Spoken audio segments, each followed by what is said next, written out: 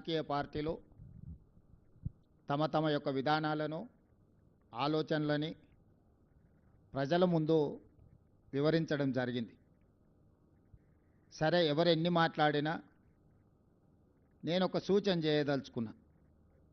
ముఖ్యంగా జూబ్లీహిల్స్ శాసనసభ నియోజకవర్గ ఓటర్ మహాశైలకు 2004 నుంచి 2014 వరకు 10 సంవత్సరాలు తెలంగాణ రాష్ట్రంలో కానీ కేంద్రంలో కానీ కాంగ్రెస్ పార్టీ అధికారంలో ఉన్నది.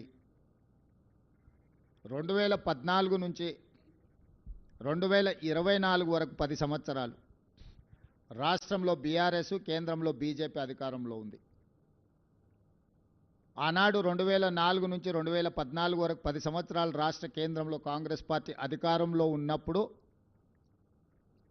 హైదరాబాద్ నగర అభివృద్ధి, హైదరాబాద్ నగరం ఏ విధంగా గ్రోత్ ఇంజన్గా ముందుకు సాగిందో 2014 నుంచి 2024 వరకు బీఆర్ఎస్, బీజేపీ ప్రభుత్వాలు తీసుకున్న నిర్ణయాలు, చేసిన అభివృద్ధి ఏంటి అనేది పోల్చి చూసి అంచనా వేసి ఈరోజు మీరు ఓటు వేయాల్సిందిగా నేను ఓటర్లకు విజ్ఞప్తి చేస్తున్నా.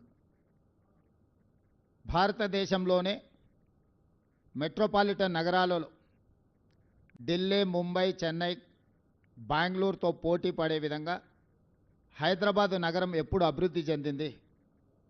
తెలంగాణ రాష్ట్రం ఏర్పడ్డ రోజు 16,000 కోట్ల రూపాయల మిగులు బడ్జెట్తో ఈ తెలంగాణ రాష్ట్రాన్ని, హైదరాబాద్ నగరాన్ని కల్వకుంట్ల చంద్రశేఖరరావు గారికి కాంగ్రెస్ పార్టీ అప్పగించడం జరిగింది. 69,000 కోట్ల రూపాయల అప్పుతో 16,000 కోట్ల రూపాయల మిగులు బడ్జెట్తో తెలంగాణ రాష్ట్రాన్ని చంద్రశేఖరరావు గారికి అప్పచెప్తే 2014 నుంచి 2024 మాకు అప్పచెప్పే సమయానికి 8,11,000 కోట్ల రూపాయల అప్పుతో మాకు వారు రాష్ట్రాన్ని అప్పగించడం జరిగింది. ఆనాడు కాంగ్రెస్ పార్టీ అధికారంలో ఉన్నప్పుడు ఈరోజు కనిపిస్తున్న అభివృద్ధి మొత్తం తెలంగాణ రాష్ట్రాన్ని ఆర్థికంగా నిలబెట్టి ప్రపంచ ముఖచిత్ర పటంలో గుర్తింపు తీసుకొచ్చిన ప్రాజెక్టులన్నీ కూడా ఈ నగరంలో నిర్మించినవి కాంగ్రెస్ పార్టీ రాష్ట్రంలో, కేంద్రంలో అధికారంలో ఉన్నప్పుడు. ప్రధానమంత్రిగా మన్మోహన్ సింగ్ గారు, ఉమ్మడి రాష్ట్ర ముఖ్యమంత్రిగా డాక్టర్ వైఎస్ రాజశేఖర రెడ్డి గారు, అంతకంటే ముందు కొనసాగించిన తెలుగుదేశం పార్టీ ప్రణాళికలను ముందుకు తీసుకెళ్లడమే కాకుండా ఈ నగరాన్ని ఒక గొప్ప నగరంగా, మహానగరంగా తీర్చిదిద్దిన మాట వాస్తవం కాదా? ఈనాడు కనిపిస్తున్న హైదరాబాద్ నగరంలో ఉన్న hi-tech city, outer ring road, అంతర్జాతీయ airport, metro rail, Krishna Godavari జలాల తాగునీటి పథకాల ప్రణాళికలు, అదేవిధంగా విద్యకు సంబంధించి ఒక నాలెడ్జ్ హబ్గా తయారు చేయాలని ఐఎస్బి, నల్సర్ యూనివర్సిటీ, IIIT ఇట్లాంటి గొప్ప విద్యా సంస్థల్ని ఆనాడు కాంగ్రెస్ పార్టీ ఈ రాష్ట్రానికి, నగరానికి తీసుకొచ్చింది.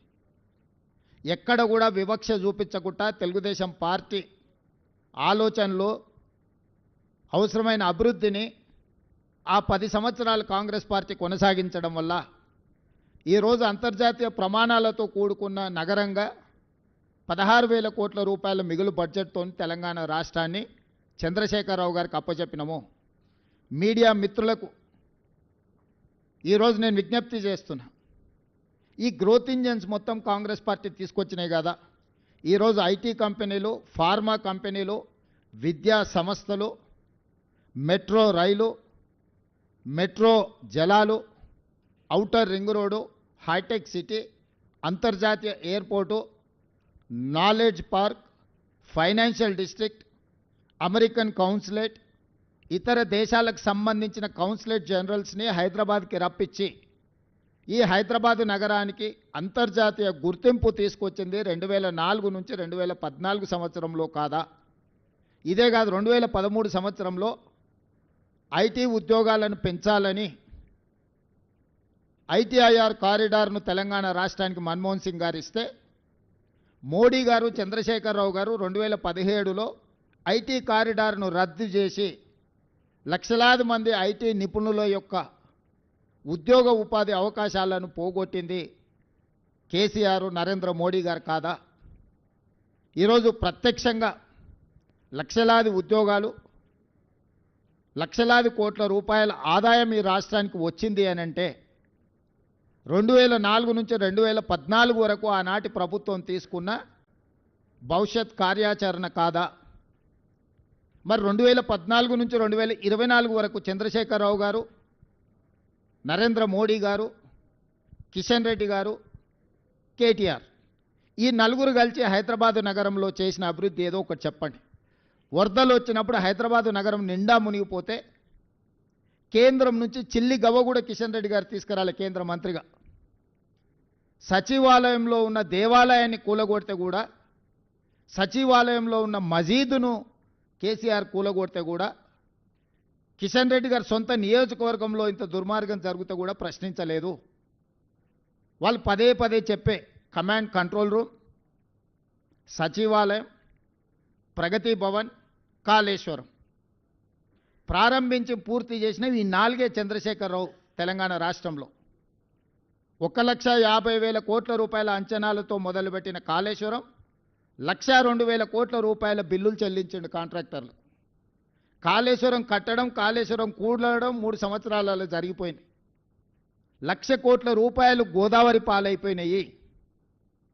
ప్రగతి భవన్ ఆయన విలాసవంతమైన జీవితాన్ని సేదతీరడానికి మాత్రం ఉపయోగపడ్డది తప్ప, గద్దరన్న లాంటి వాళ్ళని ప్రగతి భవన్ గేటు దగ్గర గంటల కొద్దీ ఎండలో కూర్చోబెట్టింది తప్ప, పేద ప్రజలకు ప్రవేశం లేని, తెలంగాణ పేద ప్రజలకు ప్రవేశం లేని నిషేధాజ్ఞలు ఉన్న ప్రగతి భవన్ కేవలం చంద్రశేఖరరావు గారికి, వారి కుటుంబానికి ఉపయోగపడ్డది తప్ప తెలంగాణ రాష్ట్ర ప్రజలకు ఏమైనా ఉపయోగపడ్డదా?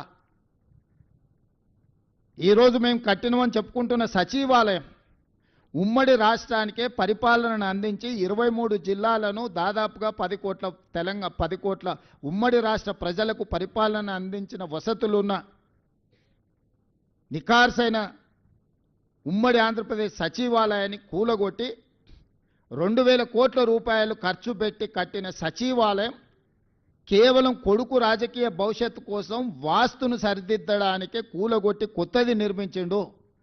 కొత్తగా ఏమైనా ప్రజలకు ఆ సచివాలయం వల్ల అదనపు సౌలభ్యం ఏమైనా వనకూరిందా? అదనపు ప్రయోజనం ఏమైనా ఉన్నదా?